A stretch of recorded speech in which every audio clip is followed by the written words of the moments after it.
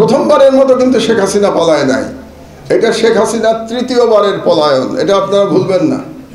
ইতিহাস সঠিকভাবে আমাদের সবার জানতে হবে। 3 বার পালিয়েছে শেখ হাসিনা, এটা তৃতীয়বারের পলায়ন। 3 বার, প্রথমবার কবে পালিয়েছে?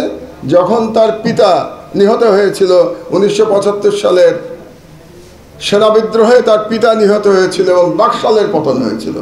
তখন সে বাংলাদেশ থেকে পালিয়ে, সে তখন বিদেশে অবস্থান করছিল। তারপরে সে 6 বছর দিল্লির আশ্রয়ী ছিল। আপনারা অনেকেই হয়তো জানেন, কেউ কেউ জানেন না। 75 থেকে 81 6 বছর দিল্লির আশ্রয় ছিল এবং দিল্লি থেকে তাকে ব্রেন ওয়াশ করা হয়েছে। দিল্লি থেকে তাকে শেখানো হয়েছে কিভাবে বাংলাদেশে ফিরে এসে সে ভারতের স্বার্থ উদ্ধার করবে। এটা হলো প্রথমবারের পলায়ন। দ্বিতীয়বারের পলায়ন 1/11-র পরে।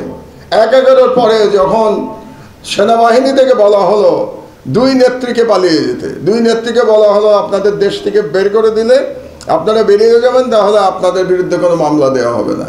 শেখ হাসিনা একদিনও দেরি না করে বাংলাদেশ থেকে পালিয়ে গেছিল।